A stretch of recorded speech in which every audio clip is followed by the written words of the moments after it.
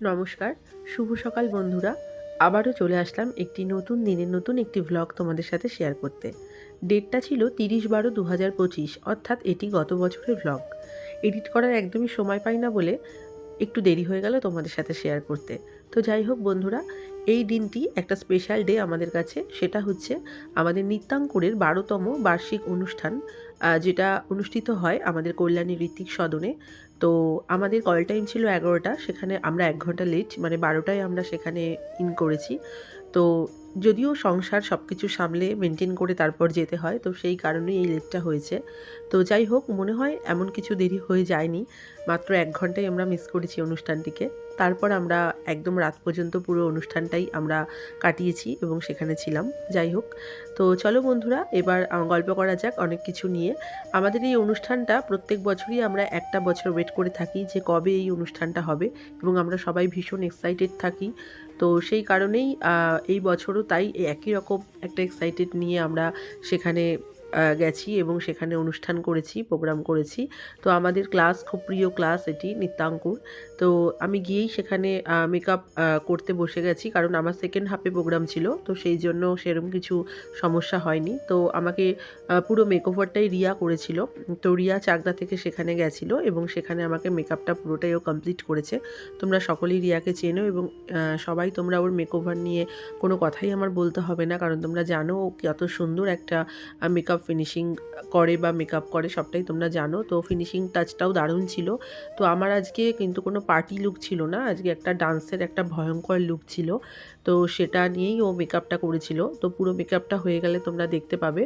আর যতই আমি makeup আর্টিস্টে makeup করাই না কেন, লিপস্টিকটা আমার নিজেকেই পরতে হয়, কারণ লিপস্টিকটা আমি নিজে না পরলে ঠিক স্যাটিসফাইড হই না। তো সেই কারণে লিপস্টিকটা আমি নিজেই করে নিচ্ছিলাম।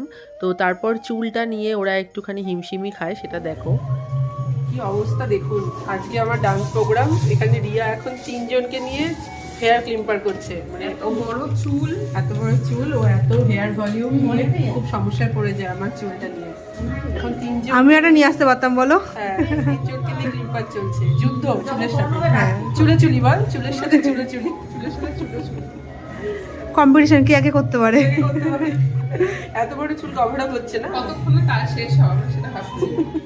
যাই হোক, আমার মেকআপটা ডান। এটা আমার ফাইনাল লুক ছিল, একটা ভয়ঙ্কর লুক। আমার আজকে নাচের যে থিমটা ছিল সেটা হচ্ছে নারী নিয়ে আমার থিমটা। তো আমি রেডি হয়ে স্টেজে চলে গেলাম, সেখানে অলরেডি একটা পারফরমেন্স হচ্ছে, এই যে তোমরা দেখতে পাচ্ছ।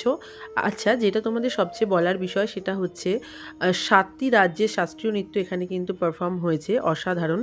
যেটা আমি মানে দেখে জাস্ট মুগ্ধ।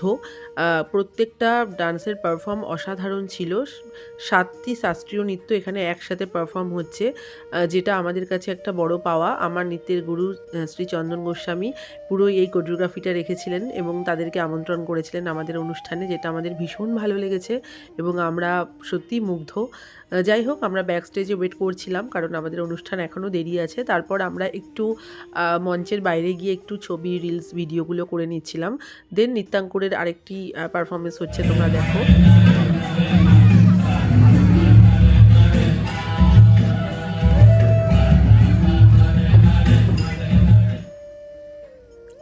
অসাধারণ পারফরমেন্স সব দেখলে। এখানে অডিয়েন্সও রয়েছে, এখানে আমার হাজব্যান্ড, আমার ছেলে সকলেই চলে এসছে ওরা। তো যাই হোক, ভীষণ আনন্দ লাগছে যে আমিও একটু পরে পারফরমেন্স করব। যাই হোক, আমি পুরোপুরি অলরেডি রেডি হয়ে নিয়েছিলাম। তো বারবার রেডি হওয়ার পর জাস্ট মিররের সামনে একটু ছবি, সেলফি তুলে নিচ্ছিলাম। এদিকে সনটাও চলে এসেছিল গ্রিন রুমে বারবার আমার কাছে। তারপর এখন আমার পারফরমেন্স হবে, চলো দেখা যাক। আর একটু কাল বেঁচেই থাকি বাঁচার আনন্দে, নটন নটন পায়রা গুলি খাঁচাতে বন্দি, 2-1 মুঠো ভাত পেলে তা ওড়াতে মন্দি। আমার পারফরমেন্সের পর এখন আমাদের নৃত্যাঙ্কুরের 12তম যে বার্ষিক অনুষ্ঠান হচ্ছে তারই একটি কেক কাট করা হবে। সেটার জন্য আমরা সব প্রিপারেশান নিয়েছি।